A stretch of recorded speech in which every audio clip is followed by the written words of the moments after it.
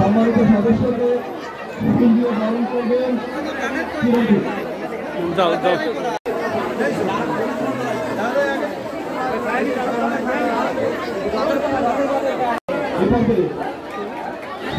বরণ করে নেবে বাগেরহাট জেলা বিএনপি ফরিয়াদপুর আহ্বায়ক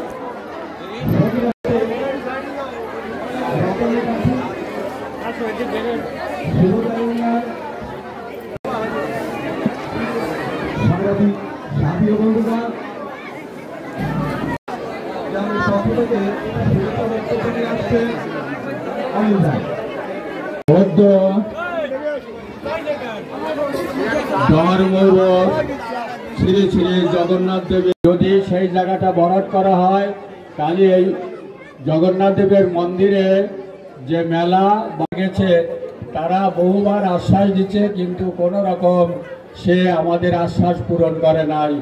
দেখুন এই 23 বছর ধরে এই আমাদের মন্দিরকে যাতে দ্বিতল বিশিষ্ট একটা মন্দির হয় তার জন্যই আবেদন করছি। এবং বিশেষ করে আমাদের যে জগন্নাথ দেব হিন্দু শাস্ত্রের মতে একজন অধিকর্তা, আমাদের শাস্ত্রে আছে যে জগন্নাথ সেই গৌরবেশ্বর, তার কাছে আমরা প্রার্থনা করছি আগামী নির্বাচনে বিপুল ভোটের যুক্ত হবে সেই আশাবাদ ব্যক্ত করে আমি আমার সংক্ষিপ্ত বক্তব্য শেষ করছি। বিএনপির আমলে আমি সুদীর্ঘ 36 বছর চাকরি করেছি। দেখা গেছে বিএনপির আমলে শিক্ষায় তারা শুধু ভোট করেছে, আপনাদের ভোট নিয়েছে, এর বাইরে আর কিছুই করে নাই। আজকে আমার জয়ন্তদা যখন বিএনপি করে তার নামে যদি মিথ্যা মামলা হয়, নির্যাতিত হয়, সেটা কিন্তু সংখ্যালঘু নির্যাতন বলে নাই আওয়ামী লীগ। কিন্তু এই আওয়ামী লীগের সন্ত্রাসী যারা সন্ত্রাস করেছে আজকে অনেকে পালিয়ে গেছে। এই জাতীয় পূজা উদযাপন কমিটির কিছু নেতা তখন আওয়ামী লীগের রাজনীতি করেছে, আওয়ামী লীগের সাথে মিশে নির্যাতনের অংশ নিয়েছে, আজকে তারা পালিয়ে গেছে। আজকের এখানে হাজার হাজার হিন্দু ভাইয়েরা এখানে উপস্থিত হয়েছেন, বোনেরা উপস্থিত হয়েছেন, অথচ আপনারা কিন্তু ঘরে আছেন, শান্তিতে আছেন, সুখে আছেন। তারা কেন পালিয়ে গেল? পালিয়েছে তাদের কৃতকর্মের জন্য। এই যে স্বপন দাস ফকিরহাটে ছিল, আপনারা সবাই জানেন, তাকে চিনেন। সে যে সন্ত্রাসী করেছে সেটা কিন্তু আওয়ামী লীগ হিসাবে করেছে, কোন সংখ্যালঘু তথাকথিত সংখ্যালঘুর নামে নয়। সে তার কর্মফল এখন ভোগ করছে, অথচ আপনারা কিন্তু ঘরেই আছেন, শান্তিতে আছেন, সুখে আছেন। হিন্দু মুসলমান মিলে সবাই আমরা আনন্দ ভাগাভাগি করছি, একসাথে থাকছি। তারা কেন থাকতে পারছে না? কারণ তারা সন্ত্রাসীদের সাথে থেকে সন্ত্রাসী করেছে এলাকার মানুষের উপর।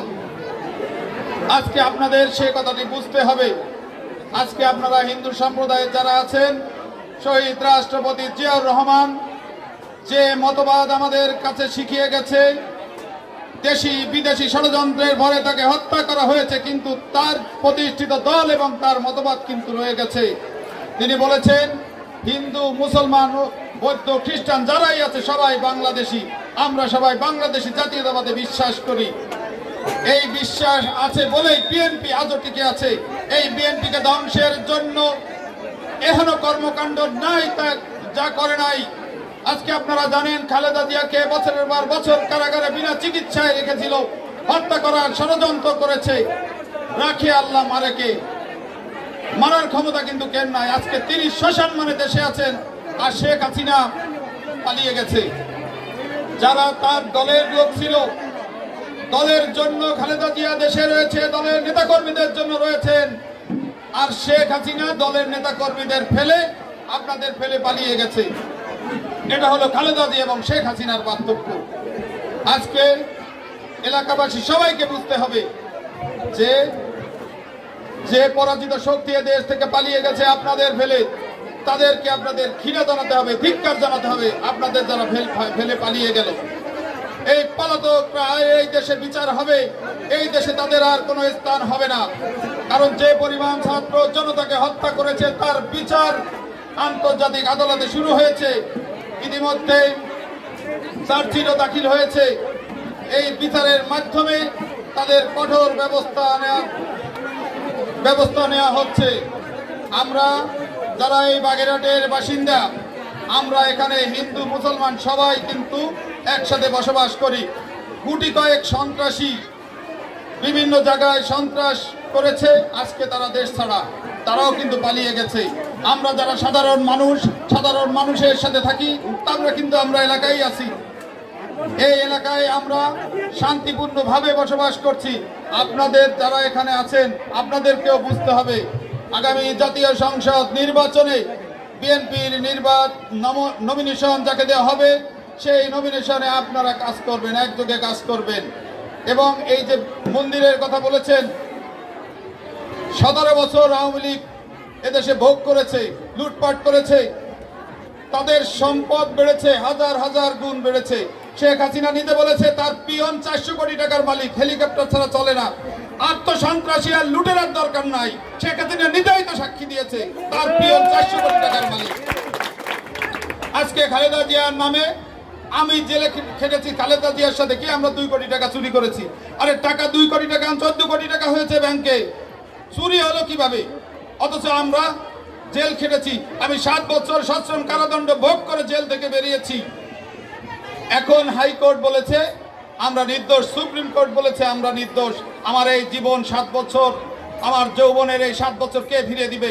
এটা শেখ হাসিনার শক্তি আছে না তার সেই আজ্ঞাবহ আদালতের শক্তি আছে? কারো কিন্তু শক্তি নেই এই আমাদের 7 বছর ফিরিয়ে দেওয়ার। আজকে এই লুটেরা সারা বাংলাদেশে লুটপাট করে বিদেশে আয়াস আমেজ ফুর্তি করছে, 71 সালে যেমন করেছিল। আজকে আওয়ামী লীগের যারা মুক্তিযোদ্ধার কথা বলে, কয়জন মুক্তিযোদ্ধা আছে আওয়ামী লীগের? কয়জন খেতাবপ্রাপ্ত মুক্তিযোদ্ধা আছে? এই সন্ত্রাসীদের দল হলো আওয়ামী লীগ। এরা সন্ত্রাস ছাড়া আর কিছু বোঝে না, আর লুটপাট ছাড়া কিছু বোঝে না। আগামী নির্বাচনের জন্য আমাদেরকে প্রস্তুতি নিতে হবে। আপনারা এখানে যারা আছেন সবাইকে আহ্বান জানাবো বিএনপির পতাকা তলে আসার জন্য। আমি এখানে আমার যে ভাই বক্তব্য দিয়েছেন, উনি বলেছেন মন্দিরের কথা। আমরা চেষ্টা করব, যেহেতু দল এখনো ক্ষমতায় নাই, ইনশাল্লাহ দল ক্ষমতায় আসলে এই মন্দিরও হবে, এই জমি ভরাটের ব্যবস্থা করা হবে। এবং ইতিমধ্যে গোরা ভাই সম্ভবত একটা তালিকা আমাদের বাগেরহাট জেলার 2 জন কৃতি সন্তান যারা এলাকার উন্নয়নের কাজ করে, একজন হলো মশিউর রহমান সাবেক সচিব, একজন ডক্টর ফরিদুল ইসলাম সাবেক সচিব। ওনারা প্রতি মুহূর্তে এলাকার উন্নয়নের জন্য কাজ করে। ইতিমধ্যে প্রতিটা উপজেলায় আমাদের লোক যারা আছেন সবার কাছে তথ্য দেওয়া হয়েছে যে কোথায় কোথায় উন্নয়নের প্রয়োজন, তালিকা দেওয়ার জন্য। আমরা চেষ্টা করছি সবখান থেকে সংগ্রহ করার জন্য। আর একজন আমার পূর্ববর্তী বক্তা শিক্ষার কথা বলেছেন, শিক্ষামন্ত্রীর কথা বলেছেন। বিএনপি আমলের শিক্ষা ব্যবস্থা ধ্বংস করেছে আওয়ামী লীগ।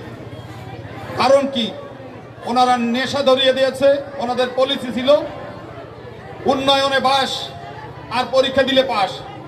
আপনারা দেখেছেন পত্র পত্রিকায় রডের পরিবর্তে বাস দিয়েছে, আর শিক্ষা ব্যবস্থা পরীক্ষা দিলেই পাস। আর আপনাদের নেশা ধরিয়ে দিয়েছে যাতে শিক্ষা ব্যবস্থা ধ্বংস হয়, যার কারণে আজকে বিভিন্ন জায়গায় যেসব সন্ত্রাসী কর্মকাণ্ড হচ্ছে এদের পিছনে তাদের হাত রয়েছে। গতকালকে মোল্লার হাটে অস্ত্র সহ ধরা পড়েছে 11 জন। এই অস্ত্র কোথা থেকে এলো, কারা এগুলো আনলো? আইন শৃঙ্খলা বাহিনীর প্রতি অনুরোধ জানাবো এদের ইন্টারোগেশন করে এদের পরিকল্পনা বের করার জন্য। আমি বক্তব্য দীর্ঘায়িত করব না। আমার বন্ধুবর জয়ন্তদা বক্তব্য দিবেন, সুন্দর বক্তব্য, আপনারা শুনবেন। ভালো থাকুন। সংক্ষেপে দিয়ে একটি কথা বলবো। এই এলাকায় আপনারা যারা হিন্দুরা বসবাস করেন, আমি আমার সাধ্যমতো চেষ্টা করেছি আপনারা যাতে নিরাপদে থাকেন। আমি আপনাদের পাশে থাকার চেষ্টা করেছি। এলাকার এই মন্দির এবং মন্দিরের জমি ভরাটের বিষয়ে যা বলেছেন, এই বিষয়টা বিএনপি এখনো ক্ষমতায় আসে নাই, তারপরেও বিবেচনায় থাকবে ইনশাল্লাহ। আপনারা সবাই ভালো থাকবেন। আপনারা যার কথা শোনার জন্য যোগদান করতে পেরেছি এবং রথের দড়ি ধরে আমি রথ টানতে পেরেছি এখানে এবং এর আগে বেতাগিতে। এই জন্য আমাকে এই সুযোগ করে দেবার জন্য আমি আমাদের গোড়া ভাই এবং এই দুই স্থানের শ্রী শ্রী জগন্নাথ দেবের রথযাত্রা উদযাপন কমিটির নেতৃবৃন্দকে বিশেষভাবে ধন্যবাদ জানাই। আমি একটি কথা অকপটে স্বীকার করছি, আমার এই 56-57 বছর জীবন, আমার এই বয়সে আজই আমি প্রথম রথের দড়ি ধরবার স্পর্শ করবার সুযোগ পেয়েছি। আমি অতীতে বহুবার ঢাকাতে রথযাত্রার বিভিন্ন কর্মসূচিতে অংশগ্রহণ করেছি, বক্তব্য দিয়েছি, কিন্তু এই বিরল সুযোগটি আমি আজই পেয়েছি।